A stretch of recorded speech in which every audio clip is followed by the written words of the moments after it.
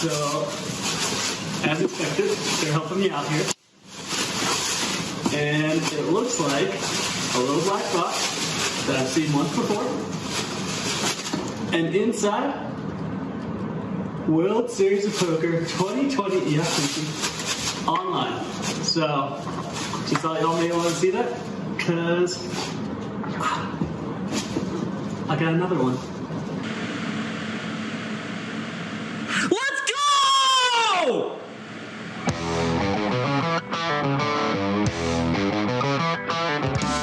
Capturing the moments from the summer, Surf Bum Nathan Gamble, now a two-time bracelet winner, unboxing the spoils with his dogs Chip and Slinky, and of course Ethan Yao, winner of event 26. Let's go. There'll be plenty of those war cries shouted throughout living rooms as we near the close of the American portion of the World Series. 3 events remaining. Ali Nejad alongside Maria Ho, and as is customary at the top of the show, we like to check in on the Hobucks situation and find out just how many soldiers were lost on the battlefield this past week.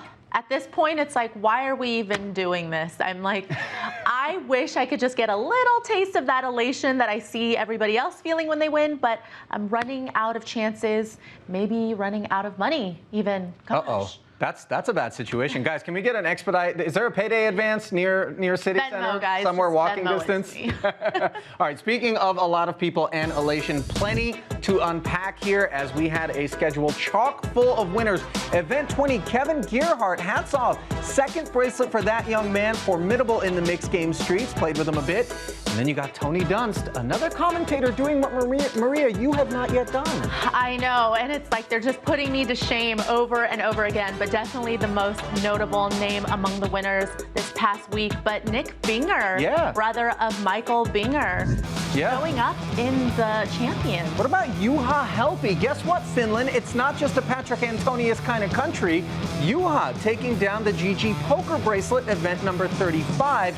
And other than him, I don't recognize any of those names. Lots of internationals. Do you? Yeah, I recognize Roberto Romanello, but obviously considering that this is for the rest of the world players, we will probably start seeing a few names that we don't recognize. Yeah, no doubt about it. But of course, plenty that we do recognize who don't quite make it to the hilltop, but are so close. One of them, Ryan Torgerson, already taking down a bracelet, deep run in event number 23, and just a star-studded list there.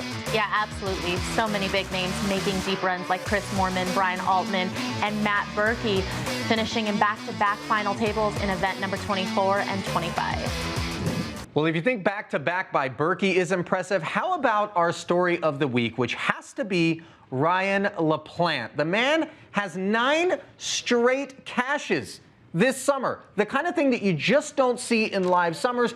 Maria, your thoughts? I mean, it's nearly impossible to do that live, but that doesn't take away from what an impressive feat that is, even though it's online. I can't remember the last time I was even able to string together a few cashes in a row. And, you know, my best run in poker ever probably came when I made a WPT final table, a WSOP final table, and had a top 15 finish in the span of a couple months. But, I mean, this is incredible what Ryan was able to do. And Ryan's always been known as a very consistent and great poker player. I'm going to need you to stop looking in the rear view and start looking out the windshield, okay? There's still some summer left. We need some back-to-back Hobucks coming back to roost, okay? Some of us are counting on you. All right, Kevin Gerhardt, who I play mixed games, cash games locally here in Vegas with. One-time electrical engineer, has been playing pro for 4 years and now has himself his second World Series of Poker bracelet, his first coming in Raz in 2019. Also has himself a circuit ring. Yeah, clearly he's not just a no-limit hold'em specialist. And here, it's nice to take down the PLO bracelet, holding a hand as good as aces and sevens. Heads up, you know, it's pretty much as good as it could get. Looks like it might have been a straight with 8-9, but you know what? Whatever it was, it took down the 2 queens. Maybe this is why Maria hasn't cashed so far. I'm just, you know, just some speculation. And there's a look at the people that joined him at the final table. Yeah, of course, Chris Moorman sticks out in the final table lineup because he is one of the most decorated and accomplished online poker players of all time. Well, if we want to talk about decorated and accomplished, the best dressed man in poker perhaps right now, Tony Dunst, the World Poker Tour commentator, doing right by the Booth Brethren, $168 in his back pocket. as he took down event 21. Yeah, and Tony started off this online series with a really great run with a third place finish in event number 1, so I'm sure he was really happy to improve on that here. And this is also Tony's second bracelet, as he won one in 2016. You are correct, and there is a look at the people that joined him, 6th and 7th standing out. Yeah, John Turner, well-known poker pro, and Randy O'Heal, somebody who also from time to time frequents the commentary booth, so just another person that I can't, Also frequents the mixed game streets, and here was a key hand you wanted to talk about, Maria. Yeah, so this was a hand heads up in the one that Tony Dunst won, as he is panoramic on the button. You see 10-9 versus 10-8. Now, 10-9 flops middle pair. It's kind of a non-standard lead by Pay My College. And panoramic, of course, with the backdoor flush draw, open-ended straight draw, tons of outs, lots of equity is going to continue. The turn is a 6 of hearts, and now Pay My College decides to check it over to Tony. And of course, Tony, again, still having that open-ended straight draw, has to try to take this opportunity to semi-bluff, try to take down the hand right here on the turn, but Pay My College is not going to go anywhere. And the river is the ace of hearts, and Pay My College has a bluff catcher in this spot. Obviously, this board on the river favors Tony's range. Tony's going to go for about a third pot size bet here as the bluff. And I think this is a great call by Pay My College. I think that Tony has a ton of bluffs in this spot. Queen 10, 10-7, King 10, all of those things. Yeah, that ace on the end, and he still barrels on the river. Didn't do him any favors. And here's a look at event number 22, taken down by ALLAN CHEUNG. Yeah, and of course, Terrell Cheatham, he came in 5th in this event, and he already took down a bracelet in event number 16, so another great finish by him. Now, while he may have got his hand caught in the cookie jar in our breakdown hand, eventually he ended up with all the cookies, and he joins us now from right here in Las Vegas, none other than the newly 2-time minted World Series of Poker bracelet winner, Tony Dunst. Tony, how are you? I'm great. Thanks for having me. Hey, listen, I know that you and I have put in a lot of time as announcers in the booth, and I've got my thoughts on it, but I want to know what you think about how much of a help it is to bear witness to people at final tables throughout all these years when you yourself are out there on the felt looking to close something out. Oh, it's a massive help. Not only are you getting insight into how people play and adjust when the most money is on the line, but I say this to poker players a lot. Like, yeah, we all set aside time to study, but have you ever set aside 8 hours to study next to another poker player, watching every single hand and discussing it? Like, no, of course not. That would be crazy. But that's what we do at work, and we do it, a few times a month, and so that really accumulates as a great form of practice. And also, Tony, because you are doing a lot in broadcasting these days, do you find that you actually enjoy playing more now because you kind of have that work balance, I guess? Mm-hmm. No, there's totally some grass is always greener going on. When I'm on the table and I lose a hand, I'm like, this game is so stupid. I never have losing days at work. Just I'm gonna go back in the booth with Vince. And then I'll have, 8-9 hour filming sessions at work, and I'll be like, this is terrible. I just want to use the bathroom when I get to say I use the bathroom. Just put me back at the poker table, How do you feel about the advent of Twitch and the fact that so many people now are streaming themselves while they're playing? Are they letting too much of the cat out the bag and now the level of competition is rising? Or is it just good for the gander? I think it's good for the gander. I think the more eyes on the game we get, the better it's going to be. The fact that people can build a brand and maintain some exposure in the industry now at home. And it's Twitch strikes me as more of a meritocracy than just trying to climb the ladder in corporate sponsorship, where there's this kind of branding, networking element. Twitch is just if you're good at streaming and you put in the hours and you're good at poker and your viewers gain something from watching you, then you perform well and you accumulate viewership on Twitch, and it's good for poker. And I think that poker has always been getting harder and evolving over the years. So there's just a lot of things that contribute to poker becoming more difficult. Tony, you actually got a third, I believe, in the first event of this online series, and now you're closing out very strong, of course. So what are your upcoming plans in terms of playing online? Well, we have the $400 freeze out today. There is an Omaha event tomorrow, which I don't really know anything about Omaha, so I'm going to sit that one out. Wednesday is the last higher buy-in event, 2K, I believe.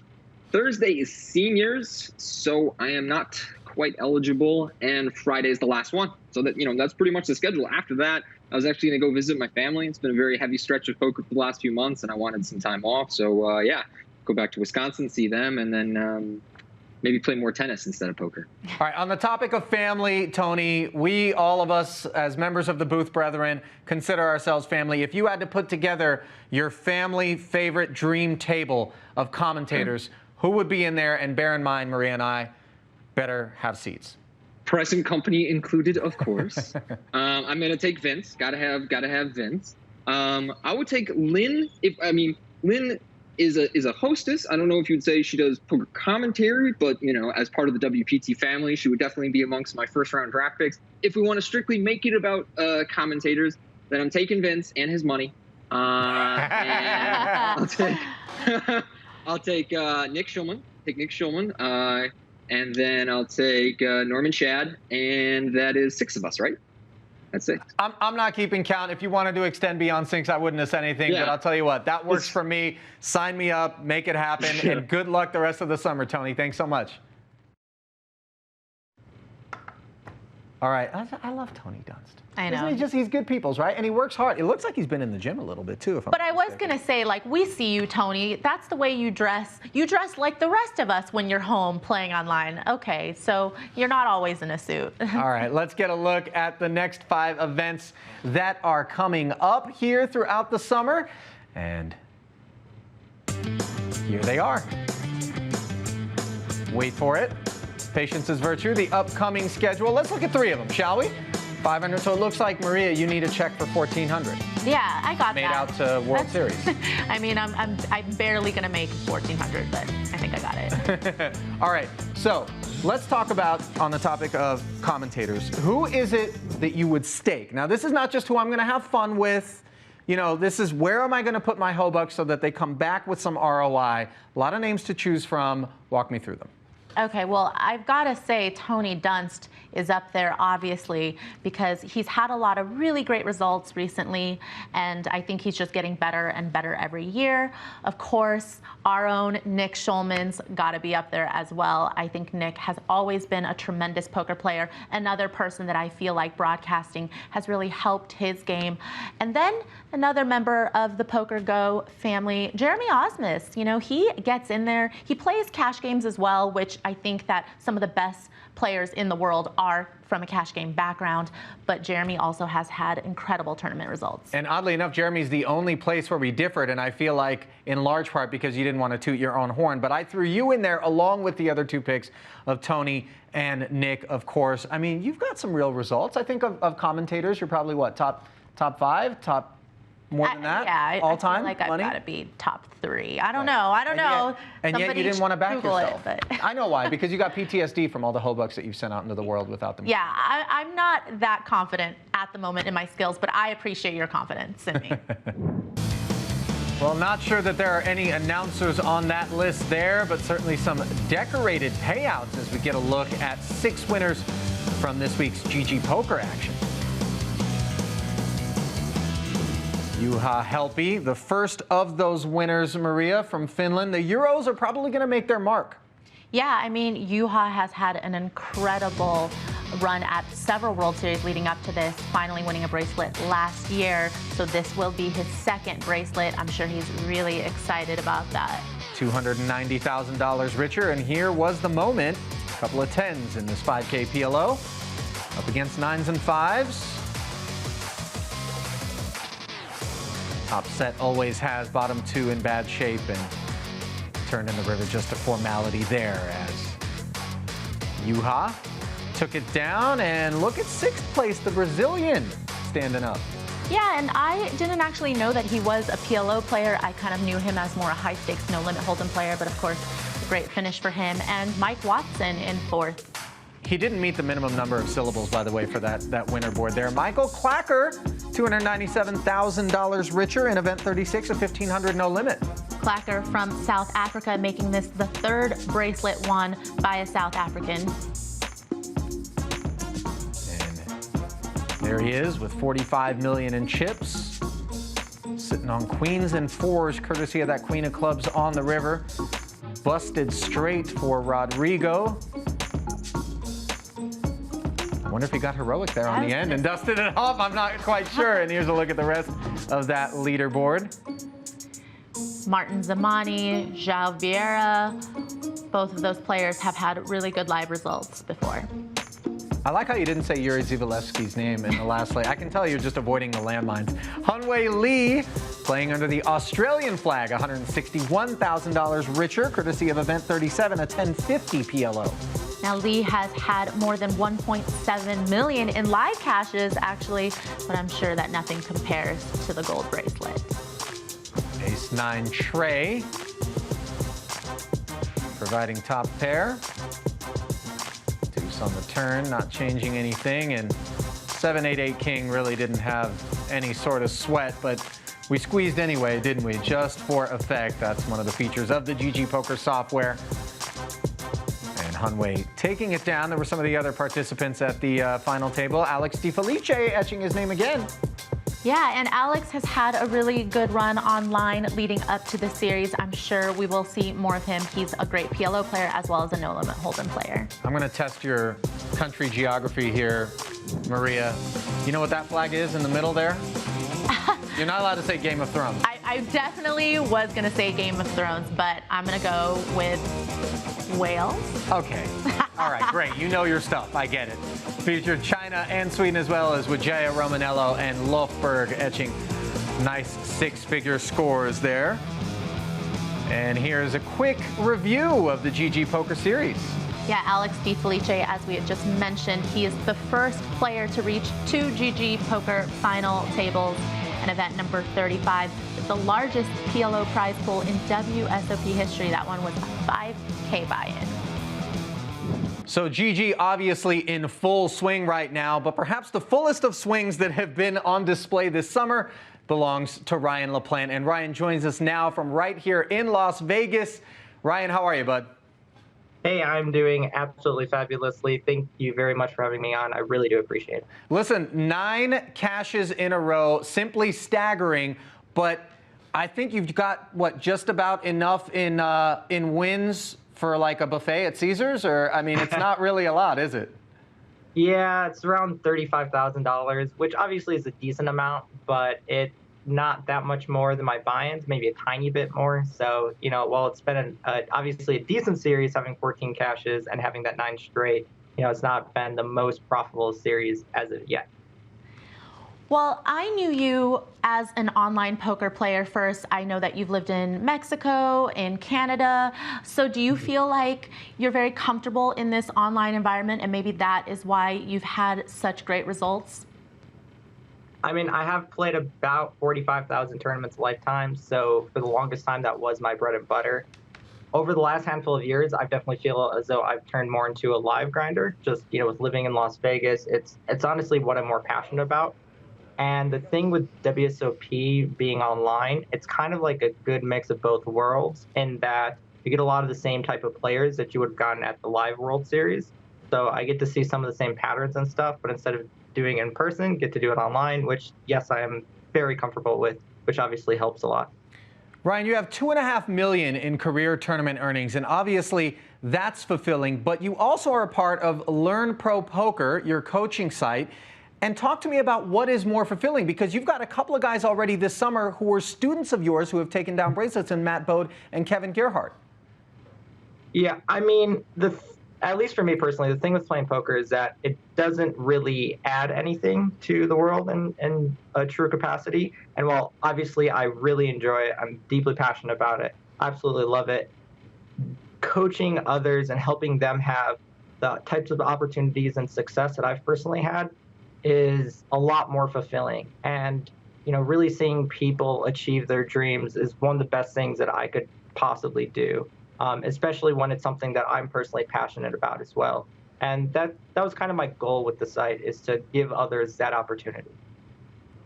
Well, would you say, Ryan, that something that you might coach some of the players that you talk to on a regular basis would be this idea of consistency being really important in poker? Because, of course, I think it's highly underrated, but it is what keeps tournament players afloat. Definitely. I think consistency is one of the most important things. It's definitely as well as to why I really, really, really promote proper game selection, playing in games that you can afford, playing in smaller fields, and making sure that you can have these consistent results. Because, you know, even with consistent results, you still have really brutal swings.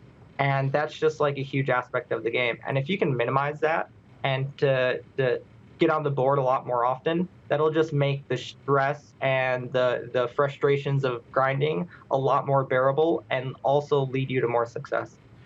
Obviously, you're an advocate of being authentic and being transparent, and you're a thoughtful player. And to that end, I kind of want to get your sense of what you feel like poker needs more than anything else right now. If you were to be able to wave your magic wand and bestow it something, what would that be? It's a really difficult question, but I would honestly say that people being more transparent in terms of how they operate, people being transparent in terms of, you know, what's actually happening in the industry, the way that sites are ran, things like that, I think are really important. Also, I also think it's really important that players are more willing to work together and that sites and operators are more willing to work with players so we can have a healthier, better industry, not just for the short term, but 1, 3, and 5+ years from now. In fact, one of the players and people that I definitely look up to the most that I feel as though really embodies this mindset and approach is Phil Galfond.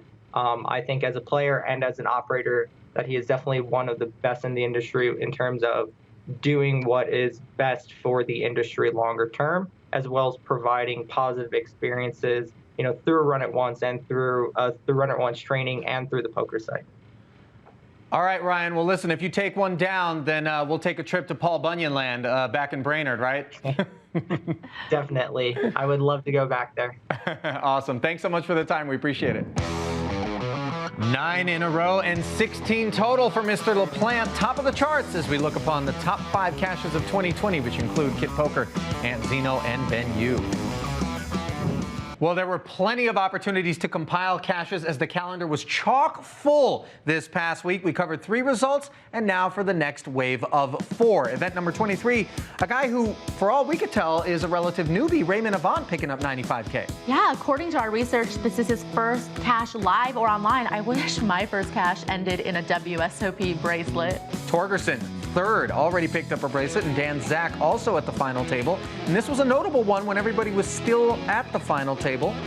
Yeah, in the black opening up with queens here, third in chips. Getting a call from Pepper Prince, who was second in chips. I like this call with ace-8 suited. There's no reason to get involved in a huge pre-flop situation with the person that is third in chips. And Jack-5 deuce, couple of clubs there.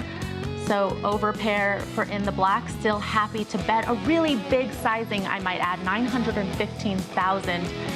Really big, but Pepper still feels pretty good about having that nut flush draw. Comes along, and on the turn, the King of Hearts, a bit of a scare card, of course, for the queens in the black, decides to play it safe, checks it over to Pepper Prince. And now Pepper Prince has a bit of a decision. He could either semi-bluff and bet here, or he could check back, hoping to realize his equity with that nut flush draw. He does decide to bet 1.3 million, which gets a call from in the black with queens. And the river is the 4 of spades in the black. Checks it over again at this point. Queens is kind of a bluff catcher. You are a little bit afraid of that king that came on the turn. Pepper Prince does have a lot of king jack suited that he would have peeled pre-flop.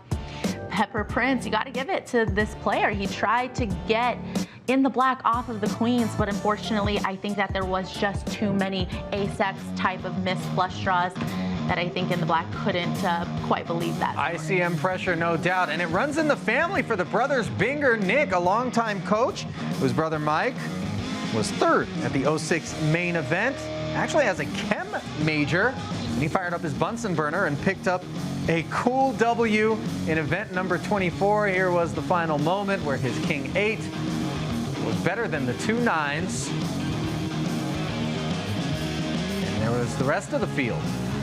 And as we had mentioned earlier, Matt Berkey having a pretty good week. He finished in 7th in this event. Yeah, not a bad week for Berkey, and not a bad week for Nicholas KILEY. Mr. Finault, $149,000 richer. Of course, let's not forget the beautiful bracelet. Yeah, with this win, KILEY actually made more than all of his live and online cashes combined to date. So he has to be pretty happy about that one. And he's a member of that Run It Up Reno crew. A lot of fun had up there at the Pepper Mill every year by those participants, and I'm sure they'll be really excited for a member of their family having picked up some jewelry here this summer. There's a peek at the rest of the field. Again, we see Berkey. Yeah, back-to-back final tables is tough to do. I'm sure Berkey would have liked to finish higher than 5th, but he's still got a couple events left.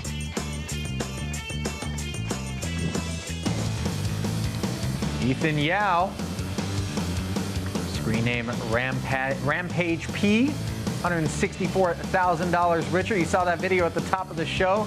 Nothing but excitement. Here was his final moment. Yeah, I think you saw him pause in that video a little bit because he was just making sure, wait, I have 7s full of 4s, right? The ace high didn't... I didn't get counterfeited somehow. Great, I want a bracelet, awesome. I love the cyberbucks that they put out on the belt there. And who joined them at that final table? Not a lot of familiar names here for me. I believe June Kim is a player that I do know. But yeah, a lot of new names kind of coming up at these final tables. Well, if those names keep up performances like those, they will certainly be household and more familiar in due time.